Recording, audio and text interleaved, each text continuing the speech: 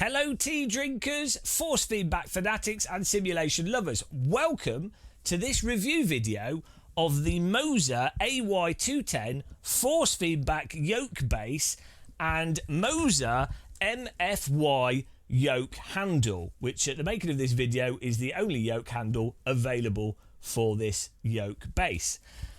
This video is going to be an incredibly dry review video where I go through all the pertinent aspects of this device from the perspective of someone that's a flight sim, driving sim and force feedback fanatic, and someone that has the Moza AB9 force feedback joystick and just generally loves a bit of force feedback, to be honest. Now, Moza sent this to us for review, and of course, like many of the dirty influencers out there, we also have an affiliate link. So if you buy this using that affiliate link, or you go through that affiliate link to buy anything on the Moza site, I get some money. So keep that in mind when watching this video, as maybe we are incredibly biased. I would always recommend people just be skeptical of YouTube content. But without further ado, the Moza AY210 force feedback base. Is it good? Well, it's £850 if you buy it with the yoke handle, which you're probably going to want to do, otherwise you'll just have a stick sticking out of the base, so it's not going to be very useful without it. For the price, £850 as I say, I actually do think this is an absolutely fantastic force feedback device, and also an absolutely fantastic yoke. My experience of yokes, I've used very briefly some like private yokes on some private simulators that were set up terribly years ago. I don't even know which ones they were using. I've got a honeycomb yoke, I've used a Saytech yoke, I've got a Saytech yoke as well. On the grand scheme of yokes that I've used, this is one of the better yokes. Even outside of force feedback and everything, the quality of this is absolutely fantastic. To nip it in the bud though, the one negative of this yoke, or big negative of the yoke, is that on the pitch, the push and the pull, there is a reasonable amount of stiction that you can negate with force feedback settings in many ways, and doesn't feel unrealistic, but the stiction is nowhere near as smooth as what you do get on some other yokes, such as the non-force feedback honeycomb, and certainly not as smooth as the left and right action of the yoke. Now, I have flown a Cessna in real life very briefly a few years ago. It was just a discovery flight, but I got to have some hands-on with the controls, and this feels better than what a real yoke feels like in terms of sort of smoothness and response. Obviously with real planes, I'm sure it varies massively from plane to plane, how well the plane's been looked after, how well everything's been lubricated. But on the grand scheme of things, this feels absolutely fantastic, plus you get the force feedback with it. So fundamentally, as a pure force feedback flight yoke, I think it's absolutely phenomenal. Now, some things that are worth pointing out with it in terms of features and also what works particularly well. What really stands out with this is on the actual MFY yoke handle, you find that it's a really nice ergonomic shape, feels super legit. It has quite a few buttons on it. You've got two D-pads at the top, you've got two analog sticks, you've got some buttons you can click up here, a button there, and two analog triggers. So it's covered with loads of buttons on the top, and then on the faceplate you also have 1, 2, 3, 4, 5, 6, 7, 8 buttons, and then like a nice little checklist. The yoke just feels absolutely solid, absolutely fantastic. I will say, under high strain and high load though, the yoke can, if you're tugging and pushing, like not pushing in and out, but you're sort of bending this, can feel a little bit creaky, can make little creaky noises. So that does undermine its solidity feeling a little bit, though I would say on the grand scheme of things it does feel really solid, and when you're holding on to it and using it, It's not something you particularly notice, but that is worth keeping in mind. Also, on the yoke handle, for some reason, all the side buttons, the triggers, they all feel absolutely fantastic. And the analog sticks feel and work really fantastic, super sensitive. But the plastic colour that they've used makes it look super tacky and makes it look really cheap. Moza could have just put a bit of rubber on it or something, and it would have made things seem a lot better. Though it works fine, you probably want to mod it yourself. It's just weird that plasticiness kind of interferes with the overall design and solidity and pretty high quality level. On the bass itself, though, what's really nice is you not only have the force feedback bass, but you also have these buttons which you combined. You've got 6 toggle switches, you've got a selector here, you've got some buttons that say engine and systems, you've got a landing gear switch and a flaps button. Now the landing gear switch, for some reason, again, it has this tacky plastic on it, which kind of undermines the solidity of the rest of it, and also just feels a bit tacky. But the rest of it, the flaps button, all these buttons, these toggle switches, this rotary encoder, they all feel absolutely fantastic. So it's just really bizarre for this to be a bit tacky. It needlessly undermines things. The casing of it as well, really nice solid metal. LED lights on the base as well. At the moment you can't change the colour of them, but maybe you can do in the future. You can change the brightness of them though if you want to. But works and functions absolutely fantastic. I've had no issues with this. It does what those buttons are supposed to do. Really, really nice to have, and a sort of bonus really. I guess you wouldn't expect it necessarily on force feedback flight bases. Another thing worth saying is that the yoke base as well, it has a really nice solid metal under tray on it, so you can mount it to just a front end of a sim rig, for example, or just clamp it on the front of a desk, and you'll find that it holds itself in position really stable, even with quite a significant overhang over whatever you've attached it to. I definitely would recommend mounting it at the front though, because obviously that's where you're going to be pushing and potentially doing leverage. But I just have 2 bolts on here, and that has been absolutely rock solid. It is worth as well keeping in mind though that it is really quite long, and so it's very difficult to accommodate it onto a rig. And I haven't managed to find a solution to have this on the rig with a wheel at the same time if you do sim racing. So this kind of is like you're dedicated to general aviation, you're dedicated to just having the yoke on your rig. You're probably not going to be able to use this along with other stuff unless you're really, really creative with how you will attach it. Now, another thing that's worth mentioning is the length of the actual rod for the pitch is a really nice distance on it. I can't think of myself pulling the real yoke much further than this. This all seems to be within what I'd expect of a real plane's yoke, and it gives you really nice fine granular control because of that depth, and also especially you still, even if you're using hardware trim, which you can use on this, so you can outside the simulator set the trim setting in the Moza software to a button that then moves the joystick in and out, so it doesn't matter if the sim does the trim properly or not.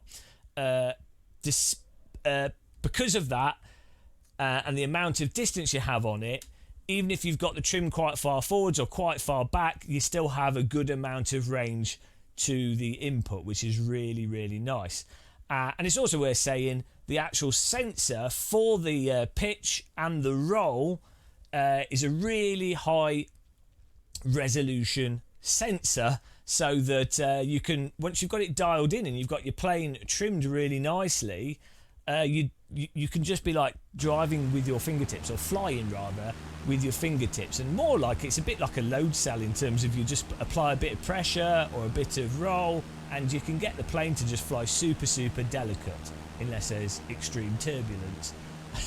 But you know, it's really nice for you to have that degree of precision, and combined with the force feedback, it just means that you can basically be lazy as a pilot, but you can get that satisfaction of having everything trimmed out nicely and just sit there and enjoy the views with everything dialed in, along with the force feedback that's telling you what's going on.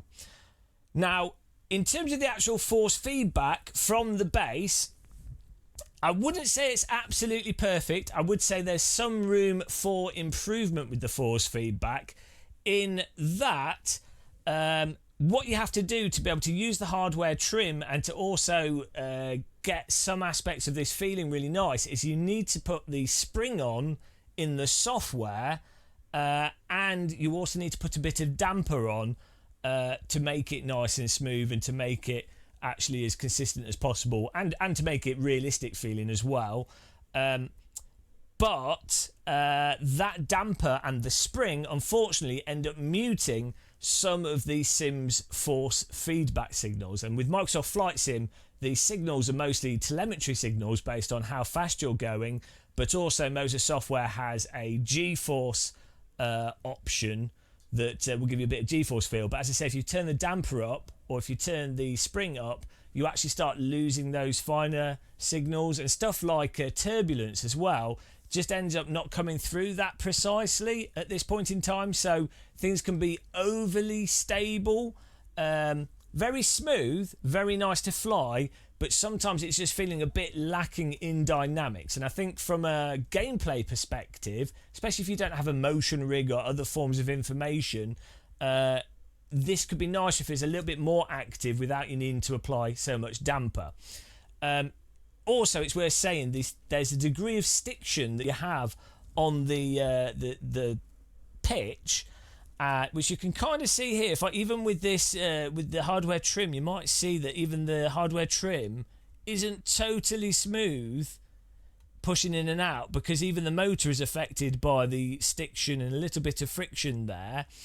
And again, you end up turning up the settings or certain settings so that when you're pushing, the resistance of the motor overcomes that stiction and keeps it smooth. But again, that ends up removing some of the finer details from what it could be putting out, which is a little bit unfortunate, I feel. But still, to be clear, within the grand context of a force feedback yoke, it's still very easy to fly precisely and still feels very analogous to a real Cessna yoke, which is my only experience with the real thing. Also worth saying is the strength of it overall. A real yoke, I think, would or could be slightly stronger than the max amount of strength this has for the pitch, pulling and pushing the pitch. But the amount of resistance that this can offer is actually fairly sizable. It can actually be quite an effort if you put it on full strength and the plane is resisting you. And the roll as well provides a nice bit of resistance, but again, it's a little bit weaker than I think a real yoke could be. Doesn't really matter for simulation, but a little, if this was like about 50% stronger than what it is, I think you could actually probably line up very closely to many real world aircraft 1-to-1. And maybe if it was twice as strong, maybe Moza could do a super elite version, and you would have something that you'd really have to struggle and fight with at times if you make it doing something terrible in the flight sim. But the actual strength and resistance, and especially the damping feel you get from this, is really, really nice. And the actual damper, inertia and spring options that this joystick has really do feel nice and convincing. It does feel like you're lifting an air control surface with nice bit of weight to it and maybe a bit of inertia to it, a bit of mass to it. It does get away from it feeling like a sort of, I don't want to say toy, because I still think this is a toy. I think even high-end stuff is still a toy. I mean, a plane's still a toy in many ways if you're doing it for fun. But it does get away quite significantly from that feel that you get, especially with like the Saytech or the old Logitech stuff. And especially like even with the honeycomb, this feels like it's just on another level upwards of like solidity and quality. It feels very much like professional flight simulator hardware. You know, if you were to go to a sim center and this is what they were using, you wouldn't particularly question it, really, you know. So really, really nice, I think, and generally speaking, absolutely fantastic device. So another thing that's worthwhile noting is talking about the software and the Moza software. This is one aspect where Moza is a little bit weird. So you have to launch this Moza cockpit software, which allows you to then change the settings for if you've got the force feedback joystick or your yoke or your yoke base. You can set up profiles. The software, I'd say, is not particularly intuitive to use and is a little bit weird at times. You'll set some settings and then it doesn't save properly, and then you fiddle with it and then it does kind of work, but you're not quite sure why. The way it gets the telemetry from the game sometimes can like jank out. Occasionally you have to sort of click the telemetry option and then unclick it and then click it again. It's not that bad. Like once you've interacted with it a bit, it's okay. And once you've got profiles, if you load a profile, it generally just consistently works. You can have it auto load profiles as well. But when you first get this force feedback yoke and you're first setting things up, the software can just be a bit much to sort of get to grips with. Fortunately, the YouTube era, there are lots of YouTube videos that go through settings and profiles. And also, fortunately, as I say, if you can find profiles already online, then you can just load those profiles and not have to worry about it too much. But yeah, it's just a little bit counterintuitive and a little bit funky in how it operates. The main things that you end up using in this software, though, really is the spring setting, which sets, as I say, how much it's kind of like an auto spring, but also that's relevant to you getting the trim setting to work properly. And the damper, those are the two biggest things you're going to be setting for Microsoft Flight Sim. And then you do also have all these telemetry options for things like propeller rumble, a stall effect, you've got a G-force effect, you've got the weight of the control surfaces and the resistance you have from that, depending on how fast you're going.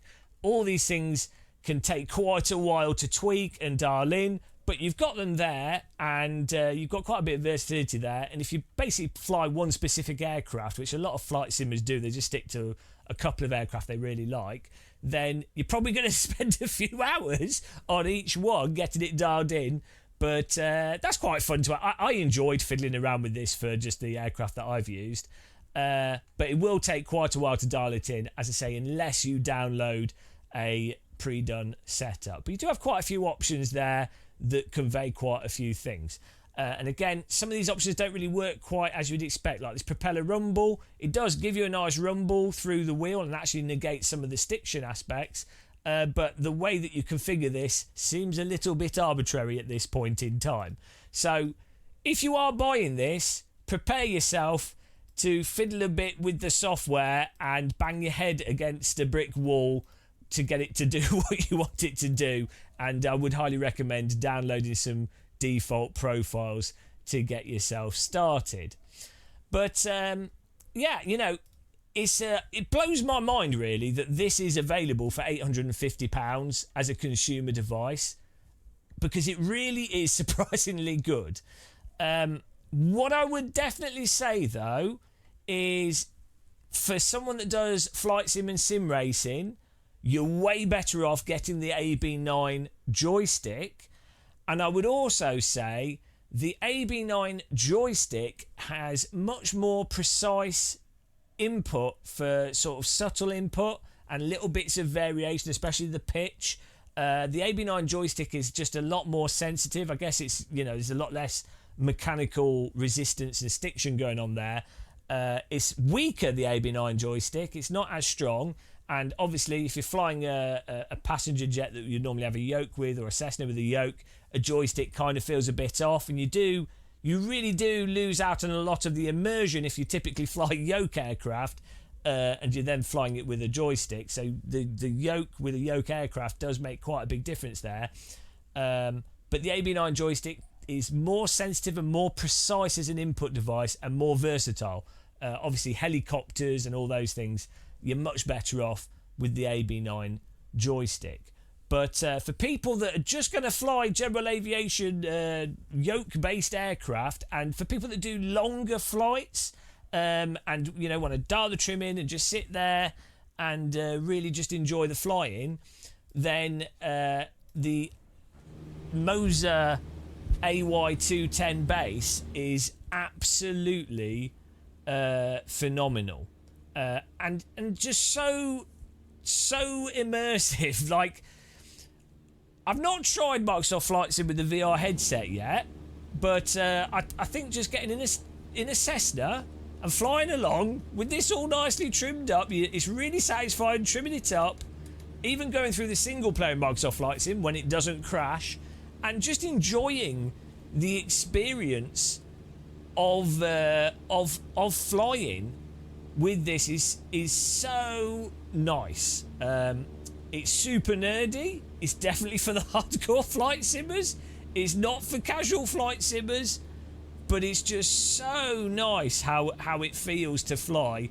And yeah, I mean, for me as well, once you've used a force feedback joystick or a force feedback yoke, you really can't you can't go back. Like, it's so much of the experience. It tells you so much of what's happening and what's going on in the simulator. It really connects you to the simulator, and to actually have these things, £850 is a lot of money still. On in the reality of money, that's a lot of money, but in the context of high quality flight simulator equipment, it blows my mind that this is available for £850. I honestly think Moza have really knocked it out the park. Sound like a bit of a fanboy, probably sound like a total shill, but it's just incredible, absolutely incredible. Now, one thing to keep in mind with Moza though is that they do tend to update their software quite often. We use like a Moza wheel, we've got the joystick, and we also have a Moza brake pedal. I'm also using Thrustmaster pendular rudder pedals here and the Thrustmaster HOTAS throttle. But the Moza tend to update the software quite regularly, which has pros and cons. Now, the pro with that is that stuff like maybe even the stiction issues that this has will probably get addressed and improved, and new features do get added quite quickly. Especially if you message, like, it's worth joining their Discord and messaging and saying what features you want, because they do integrate stuff like the H pattern mode for the force feedback joystick. That came out of nowhere very quickly after that joystick came out. So they do add new stuff to it, they do change things, but that has meant in the past that they've done an update that has invalidated previous profiles, meaning that the time you spent building those profiles up was a little bit wasted because you then had to make new profiles. Now, hopefully that's not something that will happen too often, and it was probably just because it was the first time they'd launched the force feedback joystick and the Moza cockpit software. But it just means that there's new stuff there, which when you're a flight simmer, and I think the flight sim mentality is, a lot of it is you want to just jump into your flight sim, you don't want to think about anything, you just want to fly. But then there might be an update. I guess you don't have to update, but then you'll be like, oh, I need to get these new features, and then you might end up doing more fiddling. So that is really worth being aware of. The updates are a positive, things get better, but you might end up doing more fiddling than you otherwise would want to. So there's not a huge much more to say about this device from a general review perspective. I really want to say more negatives, to be honest.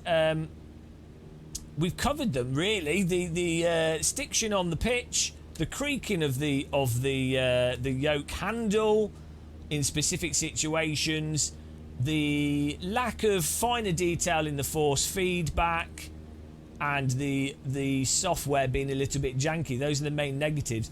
Everything else is really bloody good about it. I'm sorry those of you that are watching this are being and ahhing over whether or not they should get one. I don't know what to tell you. I'd say I would recommend the joystick over the yoke, but if you just fly general aviation and you wanted to really propel Microsoft Flight Sim to the next level and you wanted a yoke, get 10 of these with the affiliate link that I've got. There you go. No bias in there at all. Before we go, worth just giving you a little demonstration of the joysticks here, so you get really nice granular control if you set them up to look around, and that's really nice in 2D, that you can really comfortably just control things.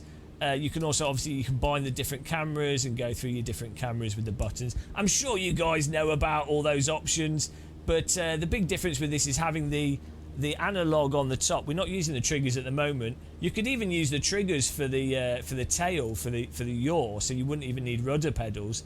The triggers are actually really quite nice and quite stiff, but really good fidelity on them. So you could use the triggers for yaw, and I think that would work quite well. But the analog sticks on top, though looking tacky and feeling a bit tacky to the touch, the actual sensors on them is absolutely fantastic.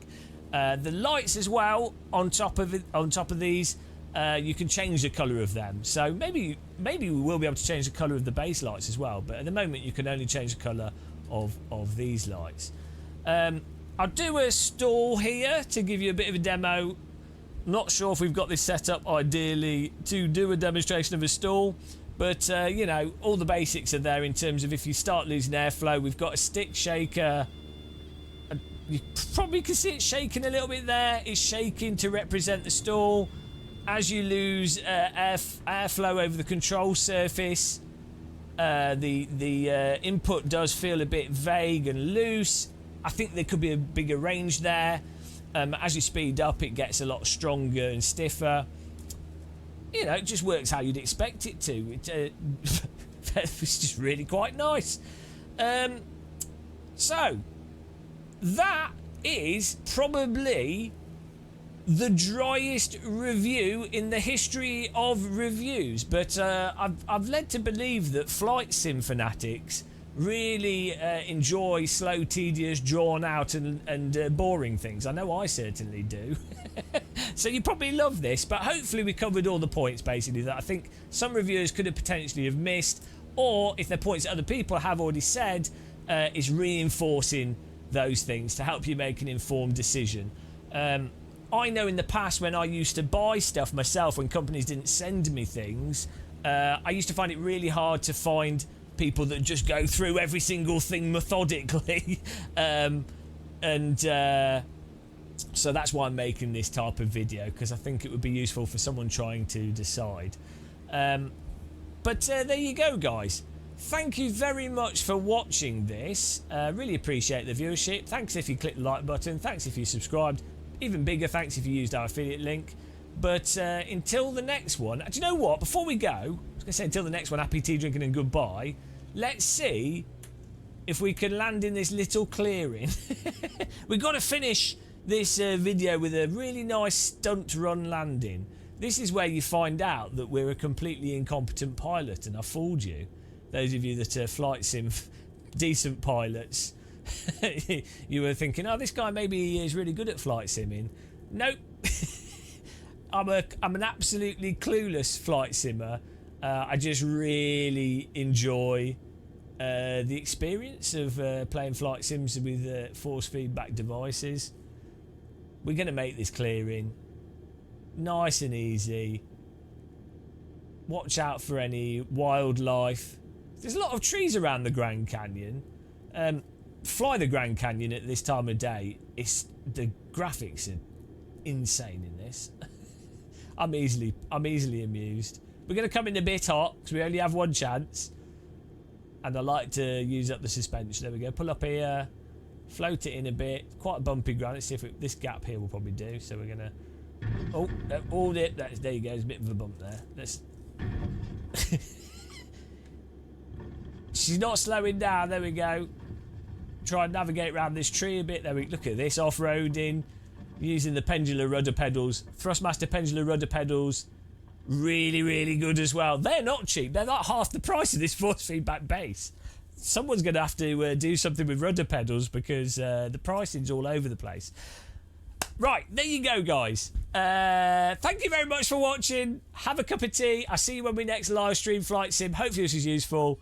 Take care and goodbye.